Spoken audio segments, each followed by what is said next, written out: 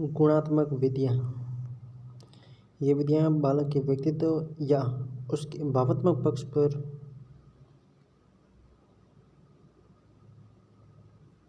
विकास पर आधारित है। एनेक्डोटल विधि, बालक के द्वारा अलग अलग परिस्थितियों में किए गए व्यवहार का अध्ययन किया जाता है। संचयी अभिलेख या आलेख विधि, बालक के समस्त प्रकार की सूचनाओं का संग्रहण है। बालक की उपस्थिति, परीक्षाफल, व्यवहार, रुचियाँ संबंधी विवरण। प्रत्येक कक्षा में सभी बालकों का विवरण होता है, इसे पोर्टफोलियो कहते हैं। निरीक्षण या अवलोकन विधि, अल्बर्ट बंडूरा। इसमें किसी व्यक्ति या बालक के व्यवहार या कार्यप्रणाली का अध्ययन प्रत्यक्ष या अप्रत्यक्ष रूप से करते हैं। निरीक्षण विधि बिना कक्षागत शिक्षण कार्य को प्रभावित करे बालक के व्यवहार या कार्यप्रणाली का अध्ययन करती है। पोर्टफोलियो, इसमें किसी बालक द्वारा किए गए विशिष्ट कार्यों का अर्जित उपलब्धियों को नमूना प्रपत्र के साथ दर्ज किया जाता है। शिक्षकों, अभिभावकों सूचना देने के लिए पोर्टफोलियो उपयोगी है। उपाख्यान, आकस्मिक निरीक्षण के दौरान प्रश्नावली विधि के जनक वुडवर्थ। प्रश्नावली विधि के 4 प्रकार हैं। प्रश्नावली विधि के जनक है वुडवर्थ। 4 प्रकार हैं। बंद प्रश्नावली, इसमें वस्तुनिष्ठ प्रश्न होते हैं। बंद प्रश्नावली वस्तुनिष्ठ प्रश्न होते हैं। उत्तर पहले ही निर्धारित सृजनात्मक बालकों के लिए उपयोगी नहीं है, क्योंकि बालकों को मौलिक चिंतन के अवसर नहीं मिलते। खुली प्रश्नावली, बंद प्रश्नावली, खुली प्रश्नावली, चित्रित प्रश्नावली, मिश्रित प्रश्नावली। खुले में क्या होता है? निर्धारित प्रश्न होते हैं, अभिव्यक्ति की स्वतंत्रता होती है, रचनात्मकता या सृजनात्मक बालकों के लिए उपयोगी है। चित्रित प्रश्नावली, चित्र आधारित प्रश्न होते हैं, छोटे बालकों के लिए उपयोगी है। मिश्रित प्रश्नावली, सभी बालकों के गुणों की विशेषता।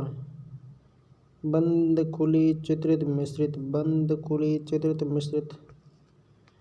बाल विकास का प्रश्नावली के माध्यम से सर्वप्रथम अध्ययन स्टैनले हॉल ने।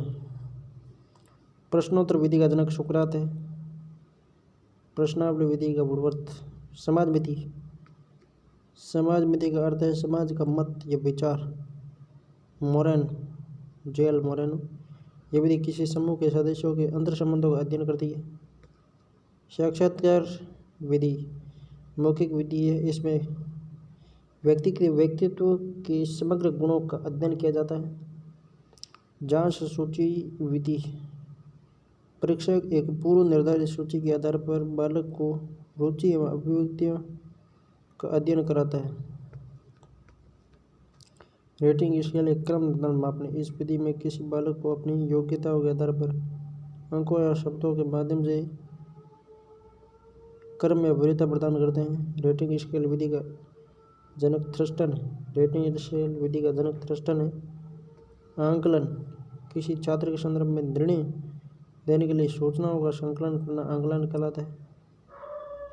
आंकलन क्यों करते हैं? क्या सीखा, किस विधि से सीखा, किस प्रक्रिया से सीखा, यही आंकलन है।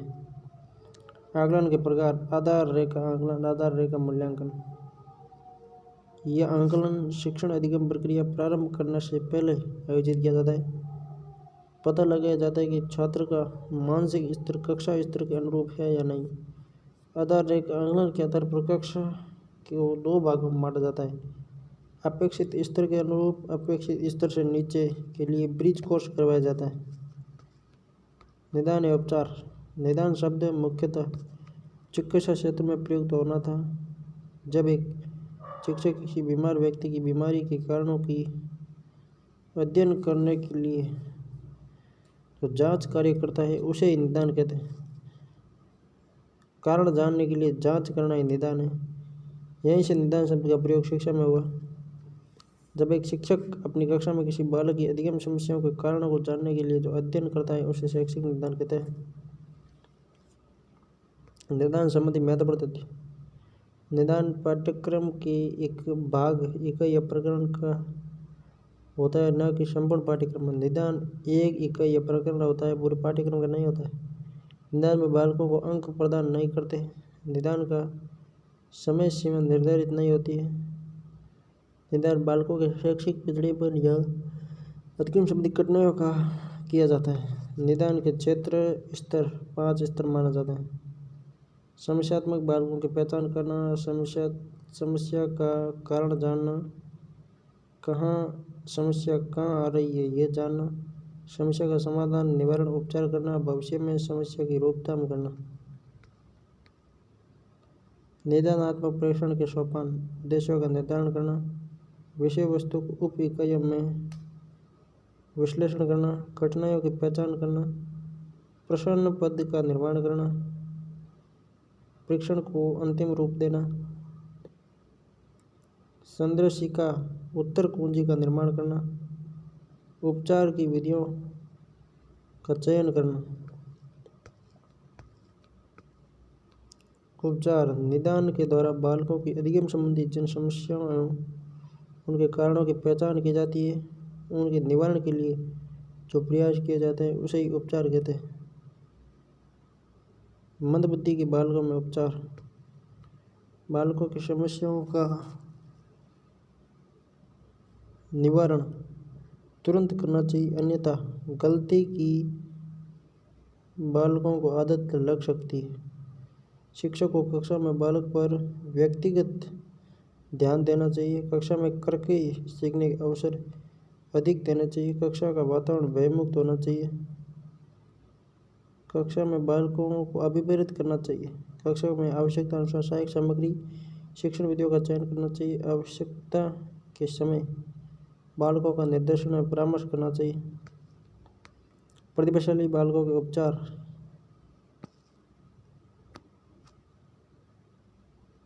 कक्षा में संवर्धनकारी कार्यक्रमों को अपनाना चाहिए। कठिनाइयों का स्तर बढ़ाना चाहिए।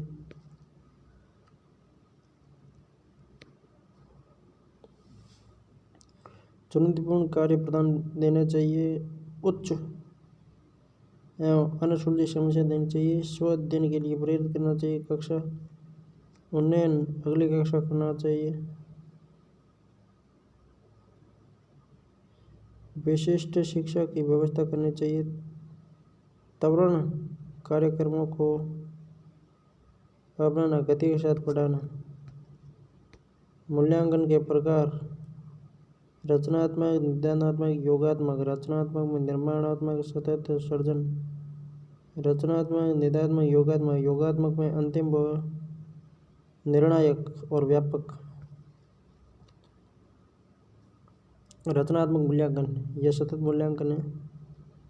इसे निर्माणात्मक मूल्यांकन कहते हैं। इसमें निदान, उपचार, निर्देशन, परामर्श की सुविधा होती है। रचनात्मकता से फेल पास या कक्षा उन्नयन नहीं किया जा सकता। उदाहरण, खेल विधि, निरीक्षण विधि, मौखिक विधि, क्रय कक्षा कार्य, आंकड़ों का संग्रहण, संवाद। रचनात्मक मूल्यांकन, शिक्षण अधिगम प्रक्रिया के दौरान प्रकृति सुधारात्मक परिणाम, अल्पकालिक अनौपचारिक अधिगम परिस्थितियों का महत्व देते हैं। योगात्मक मूल्यांकन,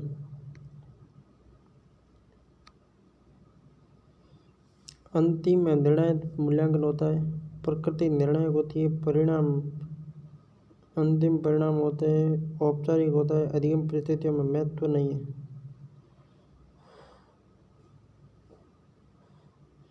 योगात्मक का आयोजन सत्र के अंत में होता है। फेल पास या कक्षा उन्नयन का निर्णय योगात्मक के आधार पर होता है। बालक की सीखी गई सभी क्षमताओं पर आधारित है। योगात्मक मूल्यांकन में निदान, उपचार, निर्देशन, परामर्श अधिक उपयोगी नहीं होता है। रचनात्मकता में उपयोगी।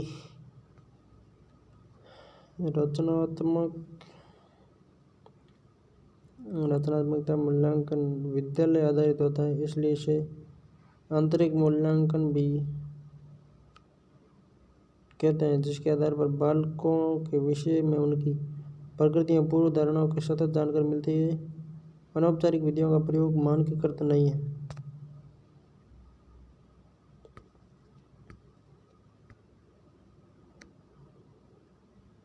योगात्मक मूल्यांकन वैधानिक बोर्ड के आधार पर किया जाता है। बाहरी मूल्यांकन कहते हैं औपचारिक विधियों का प्रयोग होता है। विभाग में मानकीकृत हैं प्रमाणित परीक्षणों शामिल है। सीखने के लिए रचनात्मक और सीखने का योगात्मक सीखने के लिए मूल्यांकन रचनात्मक सीखने का मूल्यांकन होता है। परियोजना विधि प्रोजेक्ट मेथड परियोजना के लिए प्रोजेक्ट शब्द का प्रयोग 1908 में रिचर्ड द्वारा किया गया। परियोजना का प्रयोग सर्वप्रथम बागवानी उद्योग कृषि कार्य के लिए किया गया 1908 में। केवल जॉन डेवी की दार्शनिक विचारधारा प्रयोजनवाद पर आधारित है। प्रयोजनवाद का शब्द करते ऐसी विचारधारा निश्चित उद्देश्य पर बल देती है। डेवी को प्रयोजना विधि का सैद्धांतिक जनक या पितामह भी कहते हैं। शिक्षा के क्षेत्र में लाने का श्रेय W.H. किलपैट्रिक को 1918 में, इसलिए इस विधि का जनक फाउंडर किलपैट्रिक है। परियोजना विधि का संबंध अमेरिका से है। किलपैट्रिक परियोजना वे स्वदेशीपूर्ण कार्य हैं जिन्हें बालक सहृदयता से वास्तविक जीवन जैसी परिस्थितियों में पूर्ण करता है। स्टीवनसन किलपैट्रिक स्वदेशीपूर्ण कार्य है। स्टीवनसन कहता है समस्यामूलक कार्य है जिसका समाधान बालक प्राकृतिक वातावरण में करता है। बेलार्ड प्रयोजन वास्तविक जीवन का छोटा भाग है जिससे विद्यालय में पूर्ण किया जाता है। पार्कर प्रयोजन कार्य की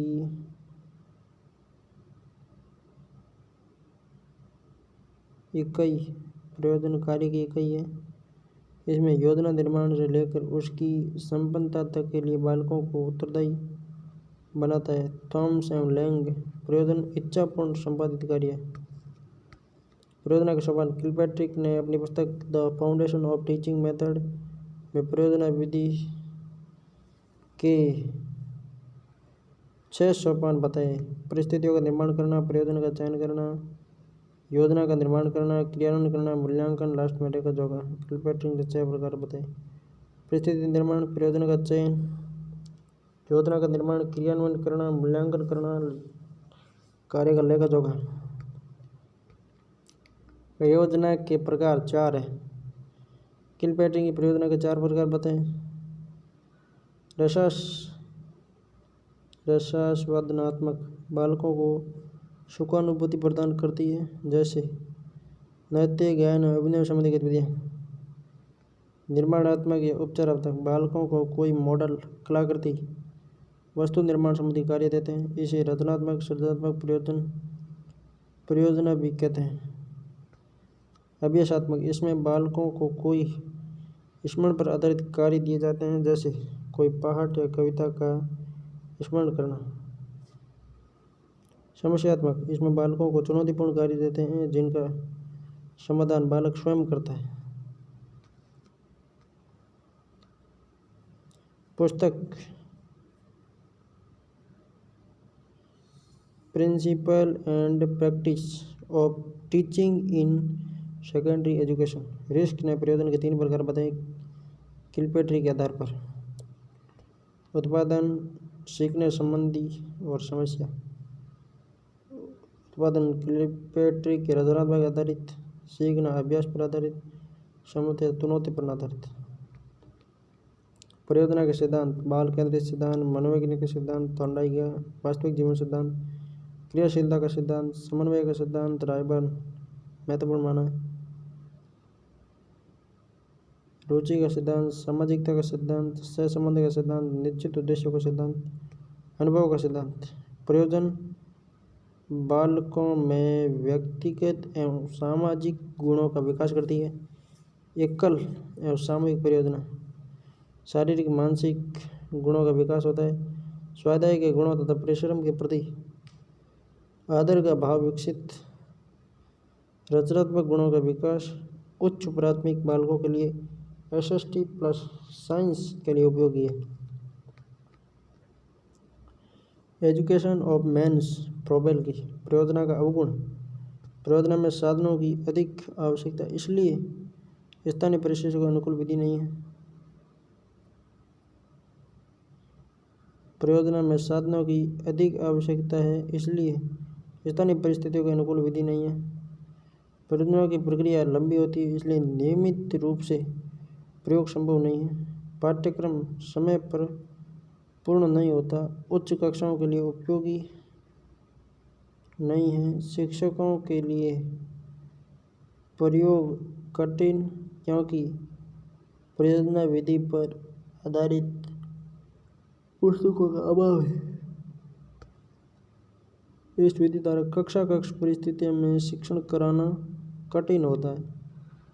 प्रोजेक्ट शब्द की उत्पत्ति अभियांत्रिकी विभाग से सर्वप्रथम प्रयोग रिचर्ड व्यक्ति द्वारा 1908 में यूएसए के मैसाचुसेट्स स्टेट एजुकेशन ग्रीष्मकालीन अवकाश के दौरान छात्रों को बागवानी और मूर्ति पालन से संबंधित प्रोजेक्ट के रूप में 1918 में W.H. किलपैट्रिक ने अपने शोध पत्र द प्रोजेक्ट मेथड में परियोजना विधि का प्रयोग किया। परियोजना विधि का आधार डीवी द्वारा प्रतिपादित दार्शनिक सिद्धांत प्रयोजनवाद है।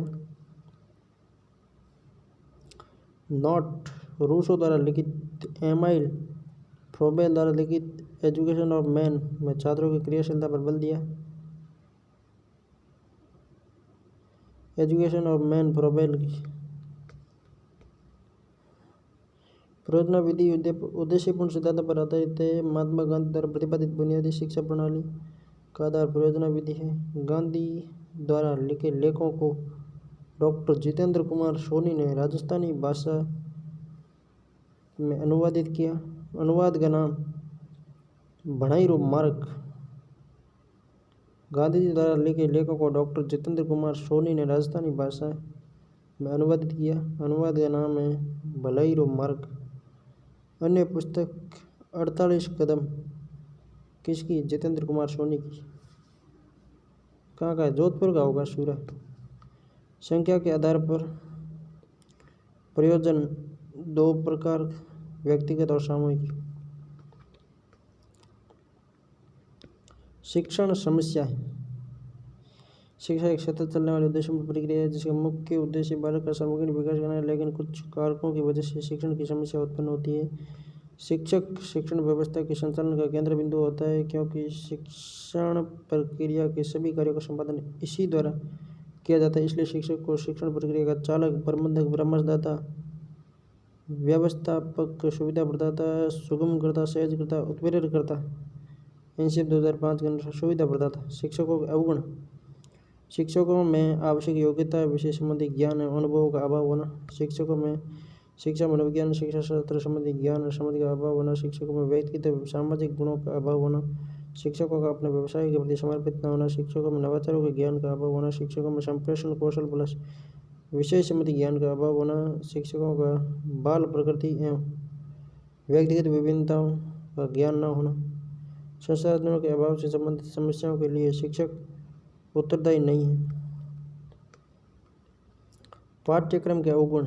शिक्षण प्रक्रिया का आधार पाठ्यक्रम, क्योंकि समस्त क्रियाओं के निर्धारण में पाठ्यक्रम निर्देशक का कार्य करता है, इसलिए इसे रेस या दौड़ का मैदान कहते हैं। पाठ्यक्रम का सैद्धांतिक व व्यवहारिक होना। पाठ्यक्रम वर्तमान की आवश्यकताओं के अनुरूप न होना। पाठ्यक्रम का अमनोवैज्ञानिक होना। पाठ्यक्रम का नवाचारिक न होना। वर्तमान पाठ्यक्रम जीवनोपयोगी नहीं है।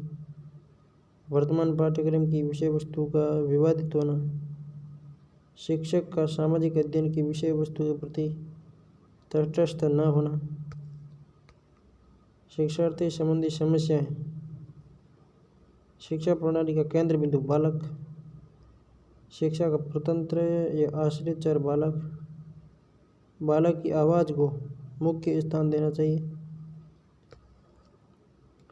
बालक का शारीरिक मानसिक रूप से अस्वस्थ होना।